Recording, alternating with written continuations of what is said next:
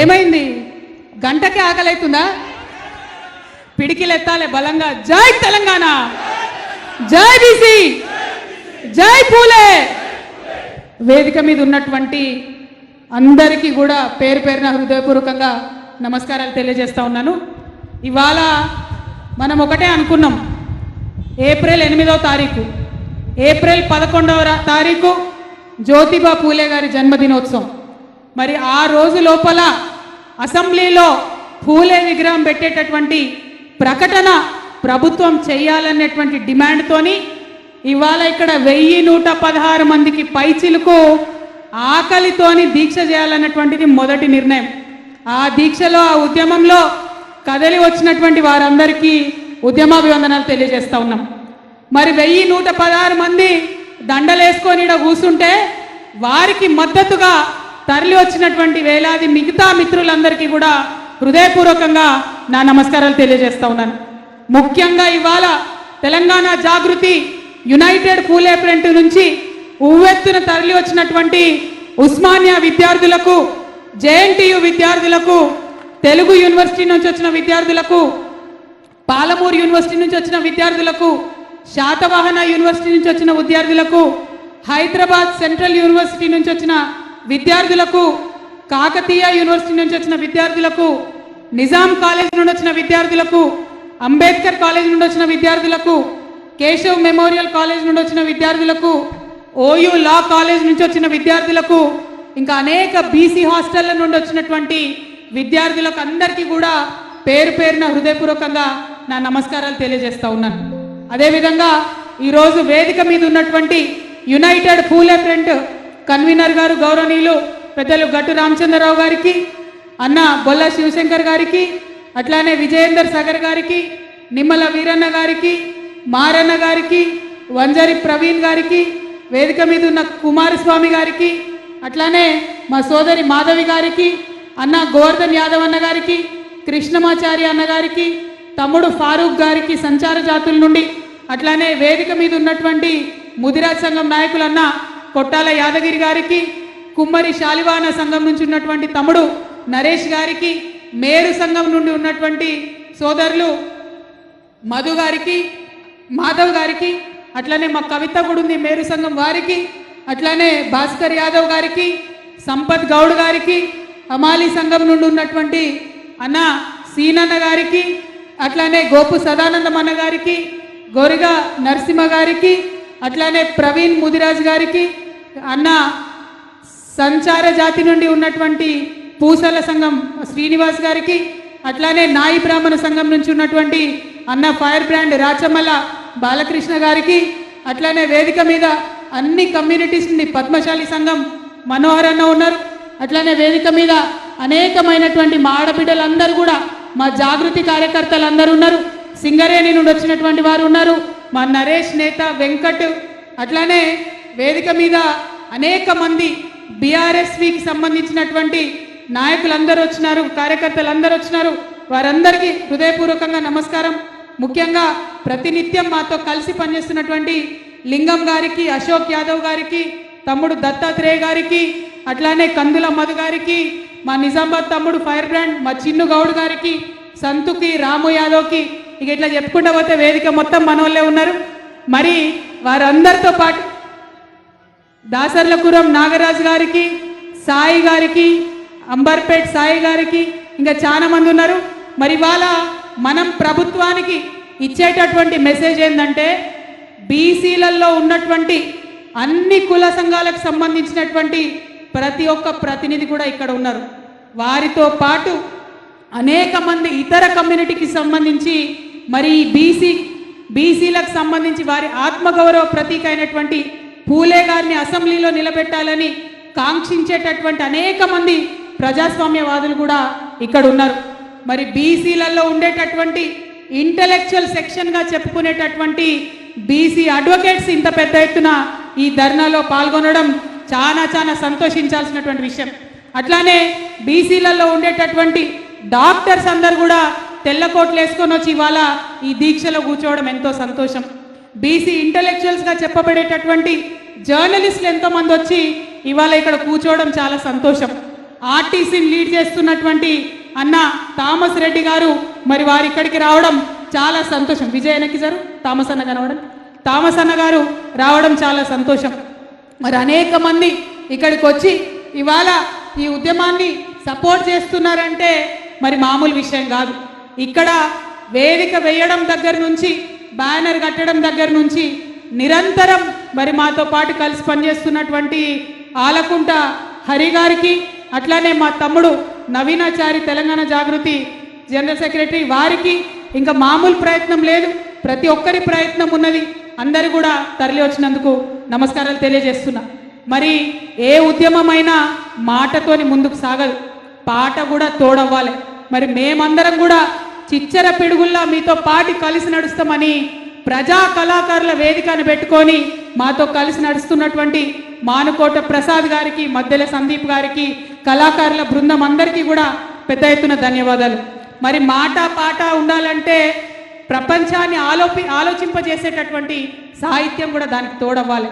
మరి తెలంగాణ సాహిత్య అకాడమీని లీడ్ చేసినటువంటి పెద్దన్న గౌరీ శంకర్ అన్న ఇవాళ బీసీలకు జరుగుతున్న అన్యాయాన్ని మొత్తం యావత్ సమాజానికి విప్పి చెప్పడానికి, మనతో కలిసి నడవడానికి, మనతో పాటు ఆకలితోని దీక్ష చేయడానికి ముందుకొచ్చిన పెద్దన్న గౌరీ శంకర్ అన్న గారికి ఈ సందర్భంగా కృతజ్ఞతలు తెలియజేస్తా ఉన్నాను. అదేవిధంగా మరి ఇవాళ ఇంతమందిని కలిసి ఎందుకు కూర్చున్నాం ఇక్కడ, ఇంత ఎండల ఆకలితోని ఎందుకోసం కూర్చున్నట్టు ఇక్కడ ఒకటే ఒక ఆలోచన. మన భారతదేశంలో తరతరాలుగా వేల సంవత్సరాలుగా అన్యాయానికి గురైనటువంటి అనేక జాతులు ఉన్నాయి, అస్పృశ్యతకు గురైనటువంటి అనేక జాతులు ఉన్నాయి, అవకాశాలు దక్కనటువంటి అనేక జాతులు ఉన్నాయి, మహిళలు ముందుకు రానటువంటి జాతులు ఇంకా ఎన్నో ఉన్నాయి.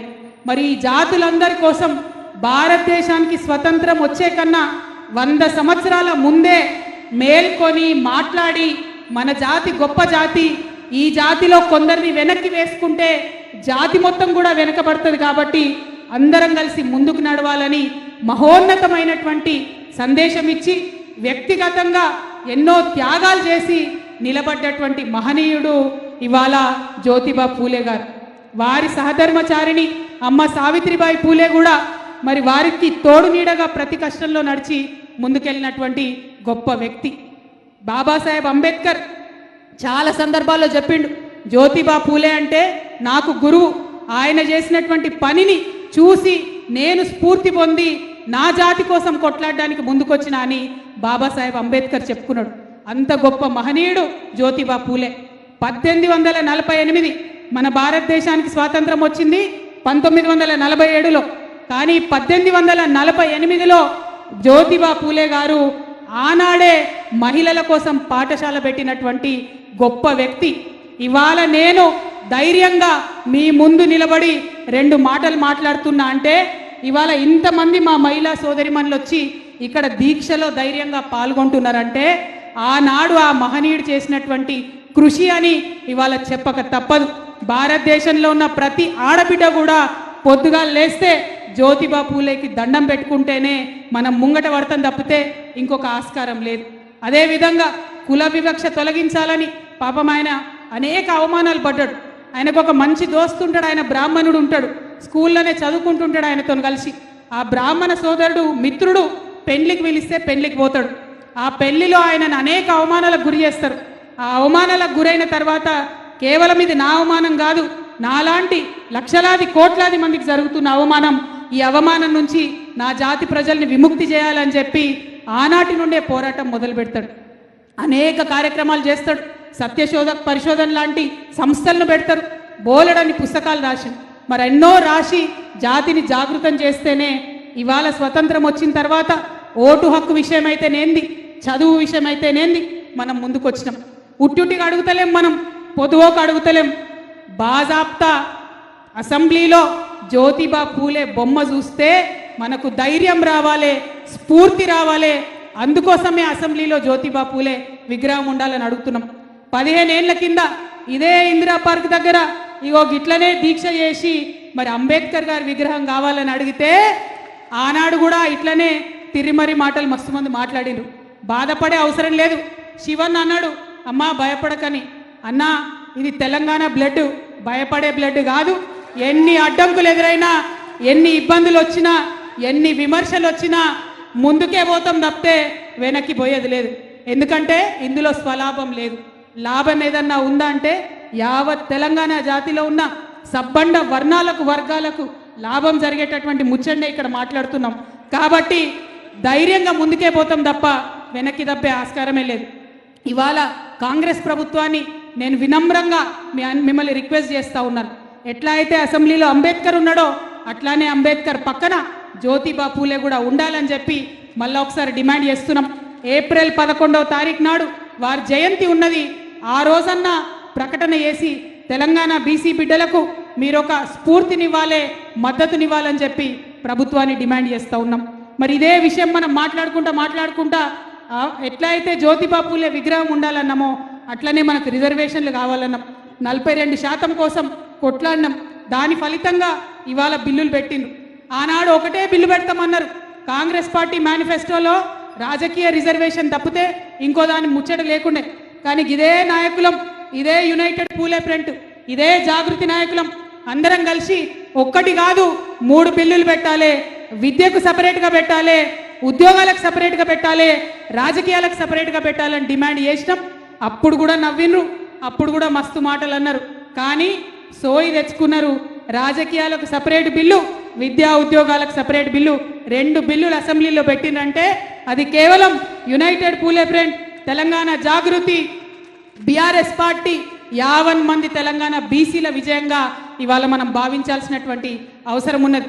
మరి మళ్ళీ డిమాండ్ చేస్తూ ఉన్నాం, మీరు ఖచ్చితంగా ఆ బిల్లు ఎక్కడుందో చెప్పాలి. అసెంబ్లీలో కౌన్సిల్లో బిల్లు పాస్ అయి 4 వారాలైంది. 4 వారాలు అయిన తర్వాత గవర్నర్ దగ్గర ఉన్నదా? మరి గవర్నర్ దగ్గర నుంచి ప్రెసిడెంట్ దగ్గరికి పోయిందా? ఏమైందన్న విషయం ఇప్పటివరకు చెప్తలేరు. ముఖ్యమంత్రి గారు ఏమన్నారు? ఇక బిల్లు పాస్ కాగానే తెల్లారే అఖిలపక్షం దోల్కొని ప్రధానమంత్రి దగ్గరికి పోతా అన్నారు. పోయినరానే ప్రధానమంత్రి దగ్గరికి తెలంగాణ రాజకీయ నాయకులు పోయినరా? పోలే. ఎందుకు పోలే? ఎందుకంటే ప్రధానమంత్రి గారితో వీరికి ఎటువంటి అండర్స్టాండింగ్ లేకపోతే, ఎటువంటి లాలూచి లేకపోతే అపాయింట్మెంట్ ఎప్పుడో వస్తుండే, అఖిలపక్షం ఢిల్లీకి పోతుండే. కానీ బీజేపీ పార్టీని కాపాడడానికి ఇవాళ కాంగ్రెస్ పార్టీ కేవలం మనని ఢిల్లీకి తీసుకుపోకుండా ఒక తుపేల్ ధర్నా పెట్టిండ్రు. అక్కడ ఏం చేసిర్రు? కాంగ్రెస్ పార్టీ నాయకులంతా ట్రైన్లు కట్టుకొని ఢిల్లీకి పోయినరు. ఆడ కూర్చున్నారు. ఇక పొద్దున్న బ్రేకింగ్లు టీవీలలో, ఇక రాహుల్ గాంధీ వచ్చే, రాహుల్ గాంధీ వచ్చే, ఇక మా రాహుల్ గాంధీ వచ్చి ఢిల్లీలో మాట్లాడతాడు, గర్జిస్తాడు, బీసీ బిల్లు వస్తుంది తెలంగాణలో అని చెప్పింది. చివరికి ఏమైంది? రాహుల్ గాంధీ రాలే. ఎందుకు రాలేదంటే ఏం ఆన్సర్ లేదు, ఏం జవాబు లేదు. మళ్ళా గాడ మన తెలంగాణ బీసీ బిడ్డలే, కాంగ్రెస్ వాళ్ళే పాపం, అయినా బీసీలే కదా, కాంగ్రెస్ నాయకులే వాళ్ళ కూసున్నారు. ఆడికి ఇదే మన ముఖ్యమంత్రి గారు పోయి ఢిల్లీలో మాట్లాడిండు. పోనీ ఢిల్లీలో మన ముఖ్యమంత్రి గారన్నా మొత్తం దేశానికి అర్థమయ్యేటట్టు హిందీలో ఇంగ్లీష్లో మాట్లాడతాడంటే మళ్ళీ గాడకి ఇదే తెలుగు ఉపన్యాసం ఇచ్చే. ఇక మరి దానికి ఢిల్లీకి పోవడానికి నాకైతే ఇంతవరకు అర్థం కాలేదు. అది గల్లీలో పెట్టుకోవచ్చు కదా మీటింగు. మేమేమంటున్నాం? బీసీ బిల్లు ఢిల్లీలో పాస్ కావాలంటే ఢిల్లీలకు అర్థమయ్యే భాషలో చెప్పాలి, ఢిల్లీల మీద ఒత్తిడి పెరిగే భాష చెప్పాలి, మోడీ గారిని ఒత్తిడి పెంచేటటువంటి పని చేయాలి, బీజేపీ మీద ఒత్తిడి తీసుకురావాలి. మీకు ఎటువంటి లాలుచి లేకపోతే వెంటనే ఆ ప్రయత్నం చేయాలని చెప్పి నేను ముఖ్యమంత్రి గారిని డిమాండ్ చేస్తున్నా. ఇంకొక విషయం, చాలా ఘోరమైన విషయం, ఈరోజు పొద్దున అన్ని పత్రికలలో వచ్చింది. ఈ కులగణన వేసిన తర్వాత మనందరం బాగా బాధపడ్డాం. కులగణన వివరాలు కరెక్ట్ చెప్తలేరు, మీరు కరెక్ట్ చెప్పాలని అడిగినాం, తప్పు చెప్తున్నారని అడిగినాం, దానికి జవాబు చెప్పలేదు. పోనీ అసెంబ్లీలో పెట్టండి లెక్కలని అడిగినాం, దానికి జవాబు లేదు. పోనీ గ్రామ పంచాయతీలలో వివరాలు ఇవ్వండి అని అడిగినాం, దానికి జవాబు లేదు. ఇవాళనంట మొత్తం ఇచ్చినటువంటి డేటా, వాళ్ళకు వచ్చినటువంటి డేటా అంతా తీసుకుపోయి ఒక ఇండిపెండెంట్ ఎక్స్పర్ట్ కమిటీకి ఇస్తారట. ఆ ఇండిపెండెంట్ ఎక్స్పర్ట్ కమిటీలు ఈ డేటాను అనలైజ్ చేస్తారంట. ఈ డేటాను వాళ్ళు అనలైజ్ చేసి మనకు డీటెయిల్స్ చెప్పే వరకు మనం ఎవ్వరం కూడా దాని మీద మాట్లాడొద్దట. దానికోసం నిన్న హెచ్చరిక జారీ చేసిరు. ఇగో, కులగణనపై ఎవరు మాట్లాడొద్దు, ప్రభుత్వము, నాయకులు, మీడియాకు ఎవరు కూడా మాట్లాడొద్దని ఇక్కడ అండర్లైన్ చేసి పెట్టినాం. స్వతంత్ర సంస్థనట, వీళ్ళు ఇండిపెండెంట్ సంస్థనట, వీళ్ళు మనకు హెచ్చరిక చేస్తున్నారు. మీరెవరు మాకు హెచ్చరిక చేయడానికి? మీకు ధైర్యం ఉంటే, మీకు నిజాయితీ ఉంటే, నిజంగా బీసీల పట్ల కాంగ్రెస్ పార్టీకి చిత్తశుద్ధి ఉంటే మొన్న వేసిన కులగణన వివరాలు మీరు అసెంబ్లీలో పెట్టండి. అందరూ మనిషోటి పట్టుకోండి, మీరు అసెంబ్లీలో పెట్టండి. కానీ మీరు అసెంబ్లీలో పెట్టకుండా ఆ డేటాను తీసుకుపోయి ఆర్టిఫిషియల్ ఇంటెలిజెన్స్ యూజ్ చేసి అనలైజ్ చేసి ఆ తర్వాత మనకు రిజర్వేషన్ ఇస్తారట. మేమేం చేసినాం, బీఆర్ఎస్ పార్టీ నుండి ఆనాడు చేస్తే బాజాప్తా వెబ్సైట్లో పెట్టలేదా? పెట్టినాం. మీకెందుకు ధైర్యం లేదు? కాంగ్రెస్ పార్టీ చరిత్ర దయచేసి తెలుసుకోవాలి. 2011లో సోనియా గాంధీ గారి హయాంలో దేశంలో కులగన్న వేసిరు. 2011 నుంచి 2025 అంటే 14 ఏళ్ళు. 14 ఏళ్లలో ఆ వివరాలు ఇంతవరకు ఇయ్యలే.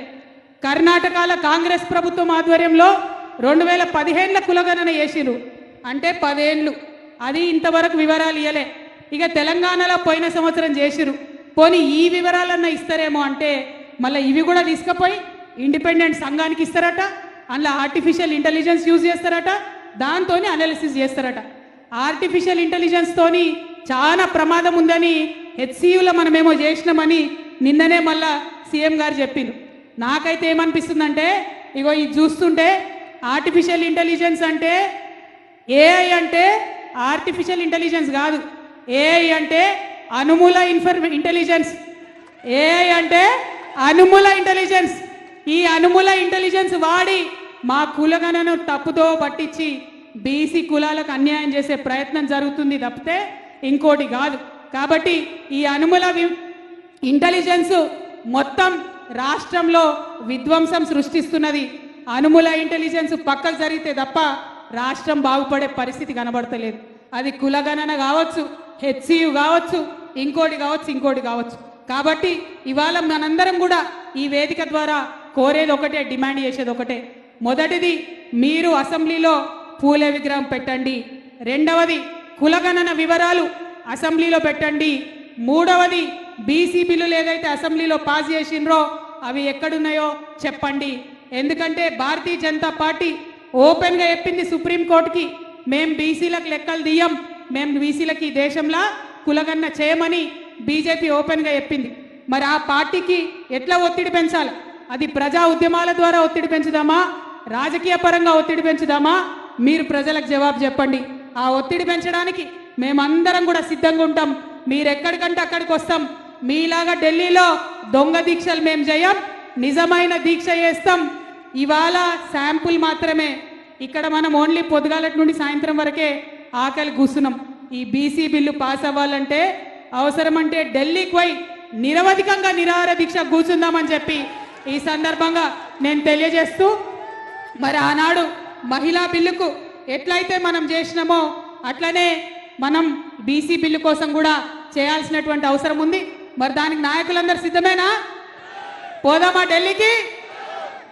ఇవాళ today about the HCU issue, our honorable chief minister Mr. Anumula Revanth Reddy, he has constantly told everybody and the whole nation that many of the people here, including the students, have used artificial intelligence to create fake images and fake issues or fake videos. It is not the truth. We are saying it openly today on this public dais that it is not artificial intelligence which is hurting our state today. It is not artificial intelligence which is cheating the BCs today. It is not the artificial intelligence which is cheating the HCU students today. But it is Anumula intelligence. It is Mr. Revanth Reddy's intelligence that is cheating the public of Telangana today. We want the whole country to know whatever happened in HCU, that is a fact.